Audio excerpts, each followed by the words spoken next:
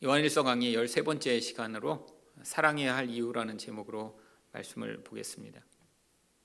우리 요한일서를 읽으시다 보면 가장 많이 나오는 단어가 사랑이라는 단어고요. 그리고 또 자주 나오는 단어가 세상이라고 하는 단어입니다. 이 세상과 사랑은 어떤 관계가 있을까요? 정반대의 그런 관계가 있죠. 세상과 사랑이 1대1로 이렇게 반대되는 것은 아니라 이 세상의 속성 자체가 사랑과 가장 반대되는 모습을 가지고 있습니다. 바로 이 세상의 속성은 무엇인가요? 이기성이라고 하는 것이죠. 자기 중심적으로 자기 욕망을 위해 살아가는 사람들의 그 집합체를 성경은 세상이라고 이야기를 합니다. 결국 요한은 이 세상이라는 이야기를 자꾸 보여줌으로 말미암아 이 세상의 속성과 다른 하나님 나라, 이 하나님 나라의 본질에 대해서 우리에게 가르치고자 하는 것이죠. 결국 세상과 하나님 나라의 가장 본질적 차이는 사랑의 유무입니다. 그런데 이것이 단순히 눈에 보이는 어떤 사랑을 하는 그런 결과로 나타나는 것만이 아니라 이런 사랑을 하게 되는 그 근원적인 영적 원인이 있기 때문에 이런 결과가 다르게 나타난다라고 얘기를 합니다. 그래서 오늘 본문의 바로 앞절인 6절에서 우리는 하나님께 속하였으니 하나님을 아는 자는 우리 말을 듣고 하나님께 속하지 아니하는 자는 우리 말을 듣지 아니하나니 진리의 영과 미혹의 영을 이로써 아느니라. 결국 이 미혹의 영을 받아 살아가는 자는 결국 자기 욕망을 채우고자 이기적인 삶을 살게 되고, 결국 그러니까 이 세상이 이끄는 대로 그 인도하심을 따라 살 수밖에 없다는 것이죠. 하지만 진리의 영을 받은 자는 하나님의 말씀을 듣고 내 본질에서는 이 사랑하는 삶을 따라가기 쉽지 않지만 그럼에도 불구하고 바로 순종하며 하나님이 요구하시는 삶으로 나아갈 수밖에 없다라고 하는 것입니다. 그러면 오늘 말씀을 통해 우리가 사랑해야 할 이유가 무엇인가 살펴보고자 하는데요. 첫 번째로 우리가 사랑해야 할 이유는 하나님을 알 수 있기 때문입니다. 7절 상반절 말씀입니다. 사랑하는 자들아 우리가 서로 사랑하자. 요한은 우리에게 적극적으로 요구합니다. 물론 이 명령은 아무나 할 수 있는 명령이 아니죠. 앞에서 보셨지만 진리의 영을 통해 하나님의 말씀에 순종할 수 있는 그런 가능성을 가진 자들에게만 이런 명령이 유효한 것입니다. 세상 사람들에게 아무리 사랑하라라고 이야기를 하더라도 그들은 이 성경이 이야기하는 사랑이라고 하는 이 본질이 무엇인가 절대로 이해할 수가 없습니다.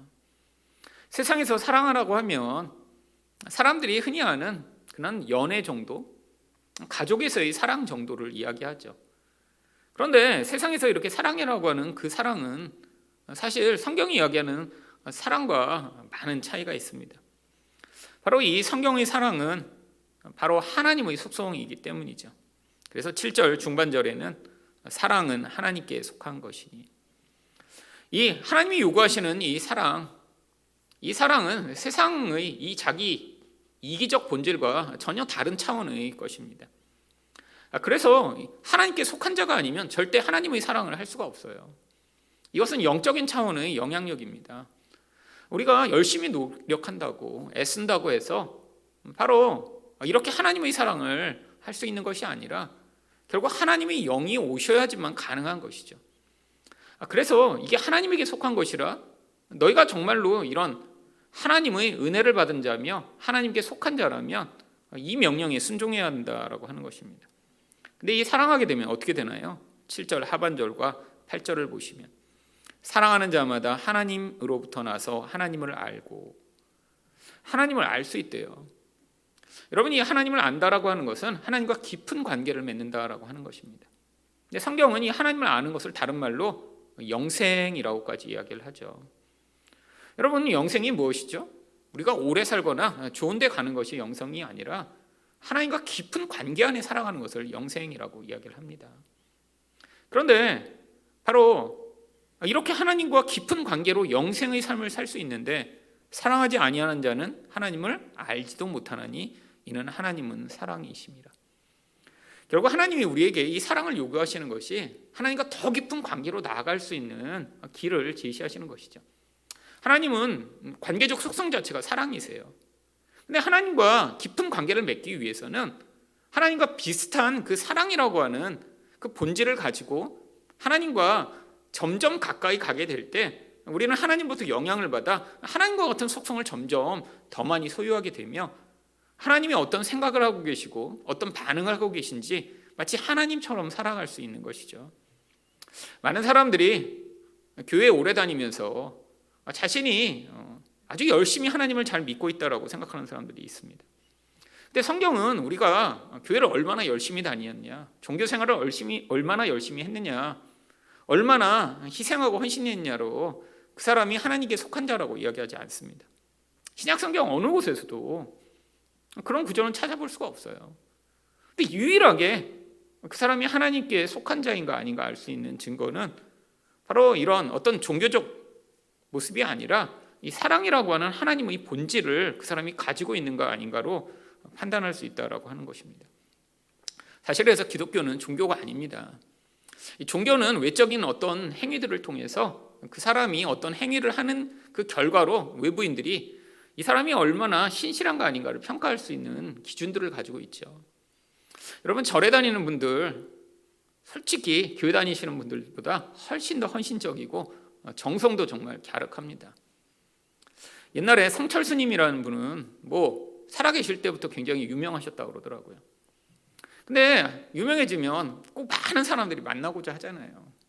근데 이 성철 스님을 만나려면 3,000보를 해야지만 만나줬다고 해요. 그래서 박정희 대통령이 유명하다니까 이 성철 스님을 만나러 그가 계신 곳까지 갔다고 합니다. 그 대통령이니까. 그것도 요즘의 대통령 같은 대통령이 아니라 절대 권력을 가진 대통령이니까 대통령은 당연히 스님 정도가 만나줄 거라고 생각했는데 대통령도 예외가 없이 3,000보를 하라고 그런 거예요. 근데 이 말이 3,000보지 일반 사람은 아마 3,000보 하다가 제대로 아마 서 있지도 못할 거예요. 제가 요즘에 이제 다리가 겨울 동안 너무 약해진 것 같아서 다시 좀 운동 좀 해보려고 이렇게 앉았다 일어났다 이제 스쿼트를 했는데 한 10번 하고 났더니 그 다음날 다리가 뻐근하고 힘이 들어서 제 계획으로는 100개씩 이렇게 하루에 하려고 했는데 지금 다시 멈추고 있습니다. 이거 쉬었다 하니까 옛날에 한 50개도 한 적이 있는데 10개 하는 것도 힘들어요. 근데 바닥에 누웠다가 일어났다를 3,000번 한다니요. 여러분, 엄청난 정성이죠. 근데 놀라운 분들이 있습니다. 예전에 제가 어떤 신문에서 읽었는데 지난 거의 10년 정도를 매일 1,000보씩 기도하시는 불자가 계시더라고요. 하루에 매일 1,000보씩을 기도하고 있대요. 하루도 빼놓지 않고. 그렇게 1,000보 기도하는데 3시간에서 4시간 정도 걸리신다고 하더라고요. 대단하죠. 진짜 그 정성은 어떤 사람도 따라가지 못할 것입니다. 종교성으로 보면 너무나 대단하고 놀라운 종교성이에요. 신이 있다면 그렇게 헌신된 그런 분을 굉장히 축복해야 되지 않을까요? 근데 이런 관점으로 기독교를 생각하는 사람들이 많이 있습니다. 한 번도 빼놓지 않고 새벽 기도를 했더니, 내가 예배 때 얼마나 열심히 하나님께 예배했더니, 그러니까 내 영적 수준이 높다라고 생각하는 경우들이 있죠. 근데 이거는 영적인 수준과 아무 관계가 없습니다. 하나님은 우리에게 유일하게 하나님께 속한 자라면 이 사랑의 본질을 가지고 있는 것을 요구하고 계신 것이죠. 바로 요즘 아주 지금 인터넷에서나 대중 매체에서 아주 그냥 오르내리는 나는 신이다라는 프로가 있다라고 합니다. 저는 아직 못 봤는데 어저께 시찰회를 모였는데 목사님들 사이에서도 지금 난리가 났더라고요. 근데 사실 이 정명석이라고 하는 인물을 저는 아주 옛날부터 알고 있었습니다. 개인적으로 안 건 아니고요. 제가 대학교 다닐 때 저희 대학교에서 가장 큰 동아리가 바로 이 정명석의 JMS 동아리였습니다. 근데 이제 JMS라고 안 하고 당시에 저희 학교에는 오손도손이라는 이름을 가지고 이 동아리가 모였어요. 보통 이렇게 동아리 모인다 그러면 몇십 명 정도에다가 동아리 방이 아주 조그맸습니다.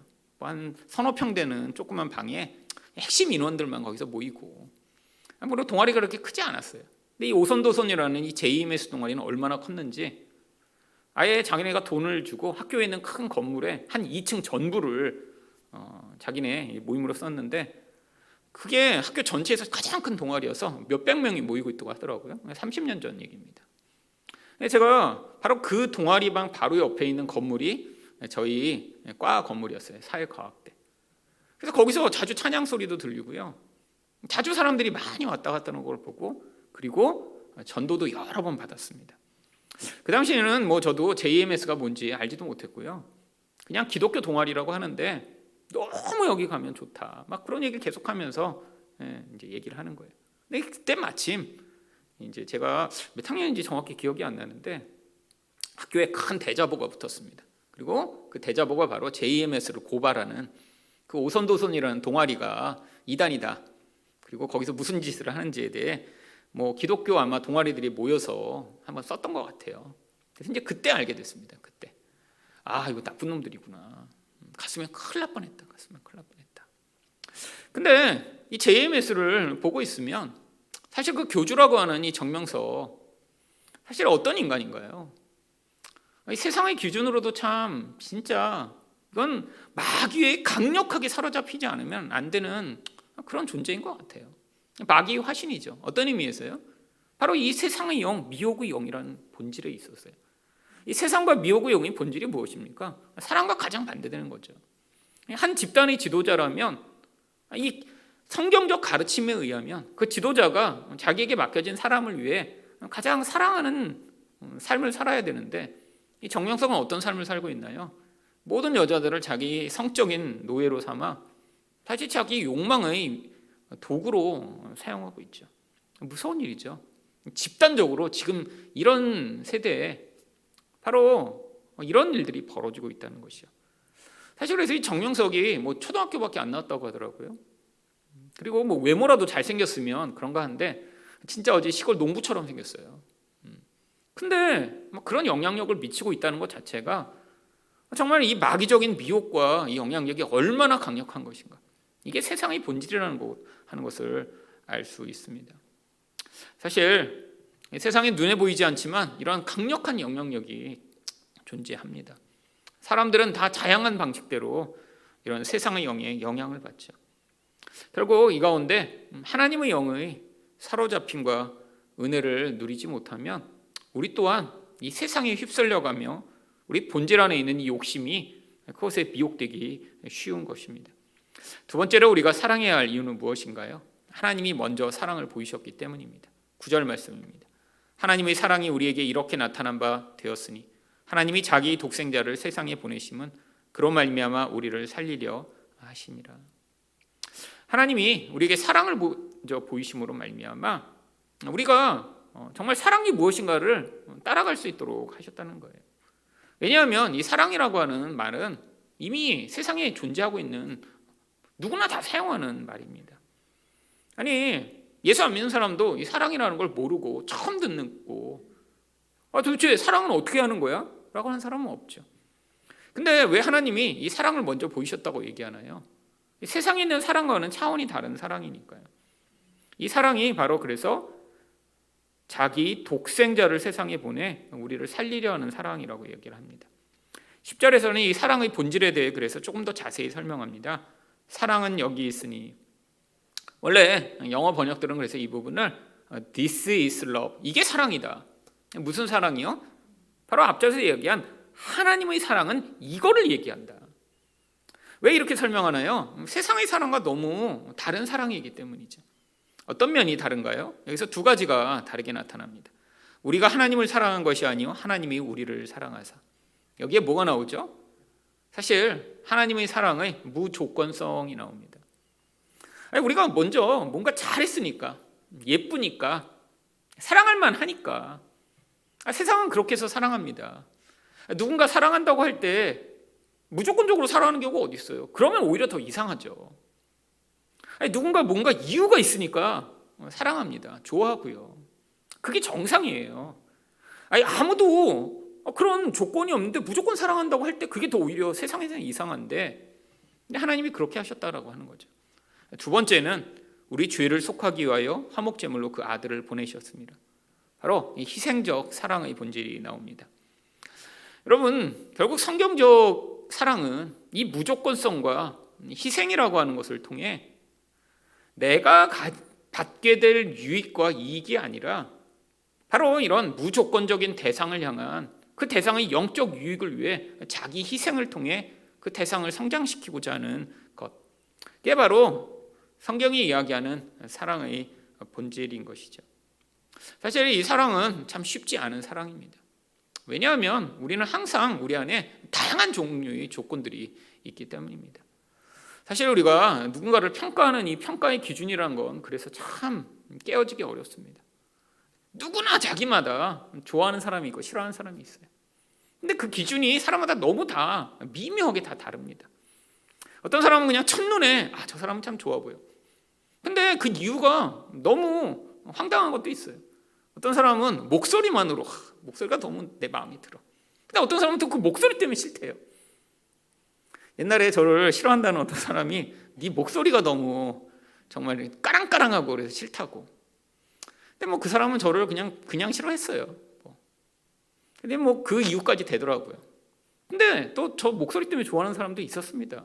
목사님은 목소리가 너무 이렇게 하죠. 목소리만 들으면 젊으신데 머리를 보면 이렇게 나이가 드셨냐고.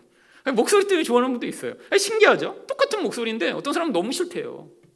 어떤 사람은 그것 때문에 좋대요. 이런 게 바로 조건적 사랑이죠. 단순히 이렇게 알 수 있는 거면 오히려 나아요. 어떤 사람은 이유도 없이 싫어하는 경우도 있습니다. 이유도 없어요. 그냥 싫대요. 그리고 그냥 좋대요. 참 어렵죠. 어떻게 그래서 사람들의 이러한 좋아하는 기호를 맞추며 이 세상을 살아갈 수 있을까요? 불가능합니다. 모두를 만족시키며 살아가는 건 이 세상에서 불가능하죠. 정말 불가능합니다. 그러니까 쉽지 않죠. 여러분, 사람은 다 사랑받고 싶잖아요. 근데 누군가 나에게 싫어한다라고 하면 99명이 좋아해도 그 싫어하는 한 사람 때문에 상처받고 고통하는 게 우리의 이 약한 심성이죠. 근데 우리는 그래서 불안합니다. 내가 어떤 약점을 보이거나 내게 어떤 문제가 나타나면 누군가 나를 싫어할까 봐. 요즘 이렇게 왕따 문제로 사실 사회가 시끄럽습니다. 근데 저도 고등학교 때도 왕따도 당해보고 그랬지만 사실 이렇게 왕따를 당한다는 건 어떤 사람은 그래요. 그까짓 거 학생 때 받은 게 그렇게 심각하냐고. 굉장히 심각합니다. 이게 전부가 그런 게 아니라 소수가 그렇게 나를 미워하고 왕따시키고 힘들게 했지만 그 트라우마가 굉장히 오랫동안 남아요. 왜냐하면 어렸을 때는 아직 준비가 안 됐거든요. 누군가 나를 저렇게 집요하게 미워하고 싫어하고 질투할 것이라는 준비가 안 된 채로 그 상처를 받아들이며 또래 집단에서 인정받고자 하는 그 욕구가 굉장히 강렬한데 그게 어떤 소수로부터 강력하게 내게 미치게 될 때 영혼에 깊이 뿌리가 새겨서 사실 벗어나는 게 쉽지 않죠. 이게 세상의 본질입니다.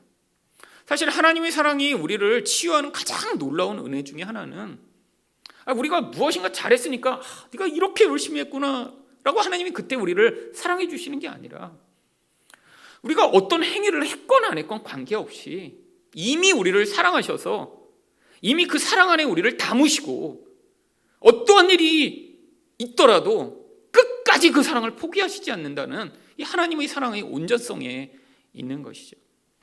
많은 사람들이 이 하나님의 사랑의 온전성을 자꾸 오해하기 때문에 예수 믿는 게 이제 쉽지 않습니다.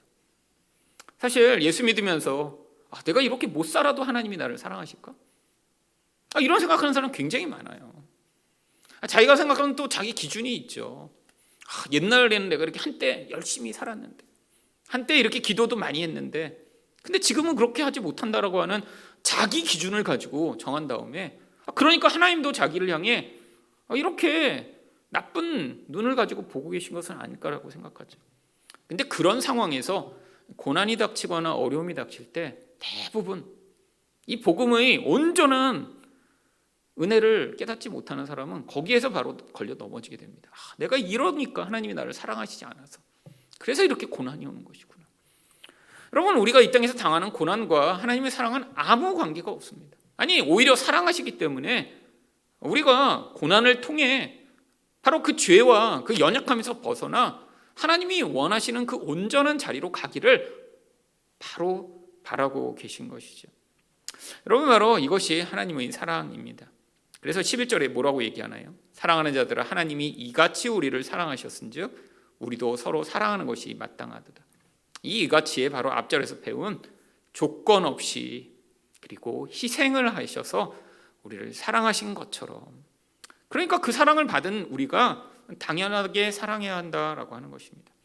근데 이렇게 사랑하게 되면 나타나는 놀라운 결과가 무엇인가요? 12절입니다.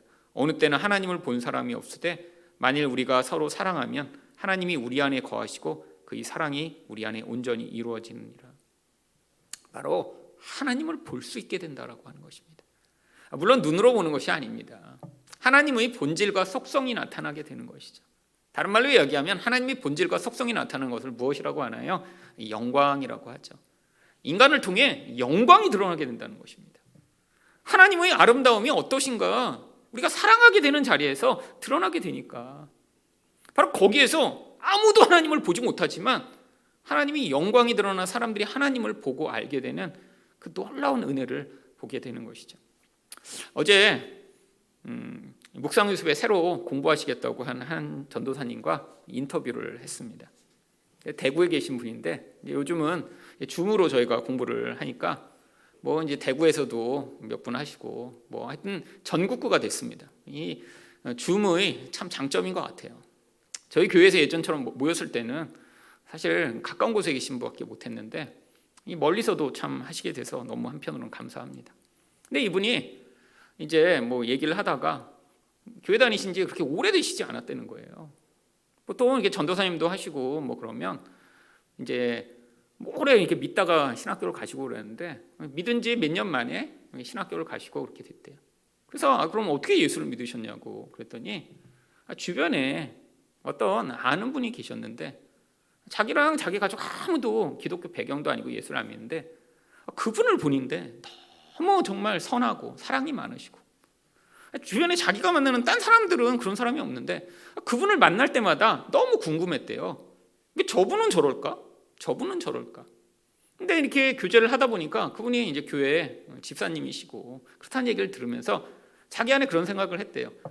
우리 아이들이 나중에 커서 저 집사님과 같은 그런 인격과 그런 사랑을 가진 사람으로 자라면 내가 너무 행복하겠다. 자기 자녀들이 그렇게 자라기를 원하는 모델이 생긴 거예요.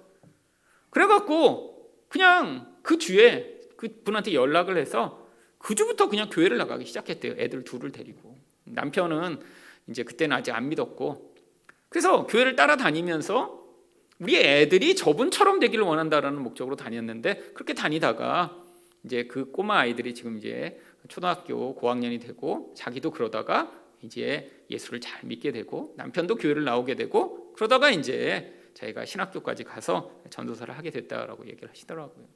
그분이 바로 하나님의 영광을 본 것이죠. 사실 하나님을 본 거예요. 세상에서 자기가 만났던 다른 사람들에겐 볼 수 없었던 그 하나님이 누구신가. 사실 우리가 이 세상 가운데 또 우리 관계 안에서 바로 이런 사랑으로 하나님을 보여줄 수 있는 것입니다. 바로 이런 사랑하는 자가 되기 위해 기도하시고 또한 애쓰시는 여러분 되시기를 축원드립니다.